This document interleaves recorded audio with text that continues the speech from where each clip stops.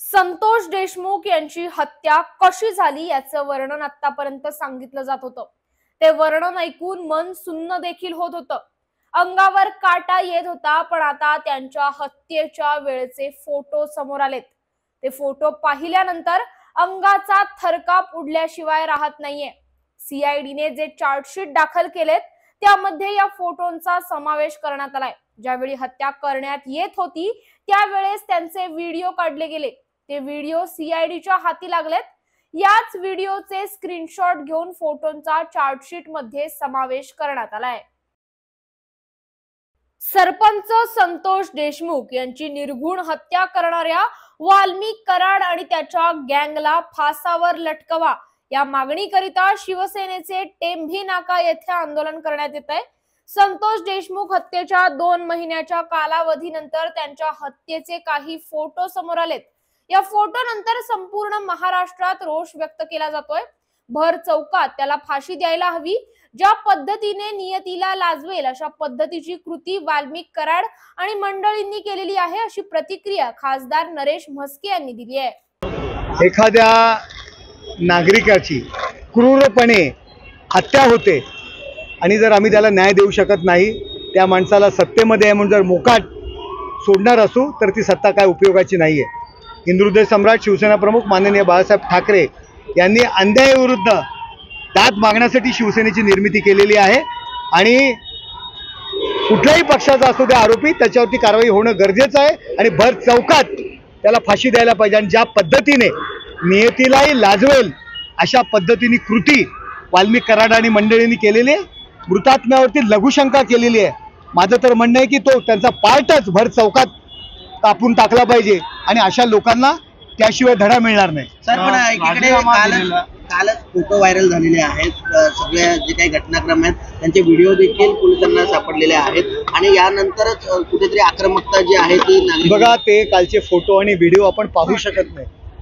कित्येक अँकर, कित्येक माध्यमांचे जे निवेदक रडलेले आहेत, मी सुद्धा आज सकाळी ते जे सर्व पाहिलं, माझ्याही डोळ्यातनं अश्रू आलं, प्रत्येक माणसाच्या डोळ्यातनं अश्रू आलं।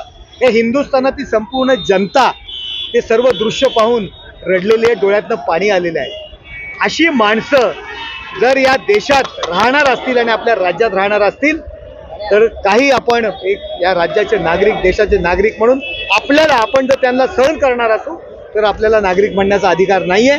त्यांच्यावरती तशाच पद्धतीने, क्रूर पद्धतीने त्यांना शिक्षा होणं गरजेचं आहे। वैद्यकीय कारण सांगून धनंजय मुंडेंनी राजीनामा दिलेला आहे, तो स्वीकारलेला आहे। मुख्यमंत्र्यांनी एकंदरीत पाहता आमदारकीचा देखील राजीनामा द्यावा का देखील हा कथा? हे बघा, धनंजय मुंडे यांनी राजीनामा दिलेला आहे, तो विषय वेगळा आहे।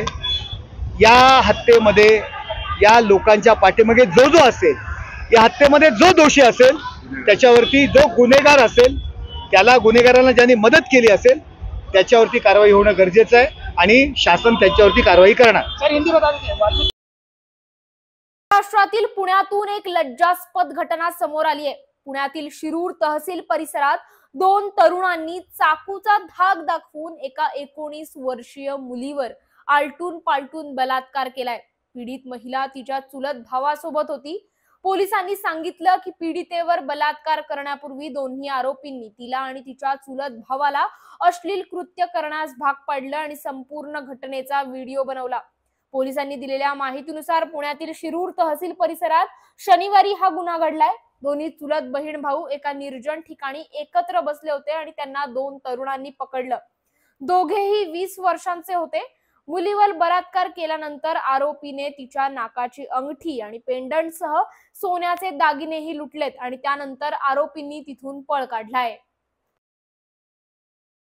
कुपवाड मध्ये प्रकाश नगर येथे राहुल सूर्यवंशी वय 38 याचा रॉडने मारून आणि दगडाने ठेचून खून करण्यात आलाय।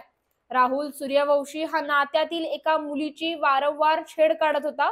त्याला वारंवार समजावून सांगून सुद्धा तो ऐकत नसून छेडछाड करत असल्यामुळे संताप झालेल्या नातेवाईकाने राहुलला मारहाण केली आहे।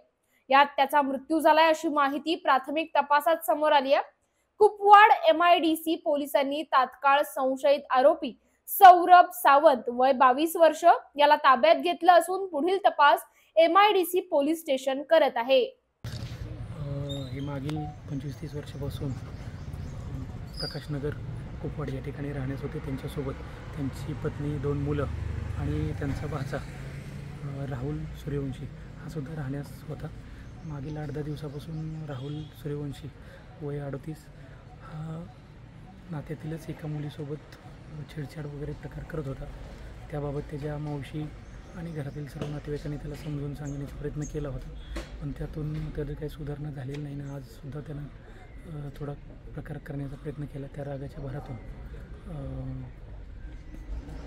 सौरभ सावंत यांनी त्याला मारहाण केली. त्यामध्ये त्याचा मृत्यू झालेला आहे आणि त्याबाबतची पुढील कायदेशीर कारवाई गुन्हा नोंद करून करण्याची MIDC कुपवाड पोलीस ठाणे येथे सुरू आहे.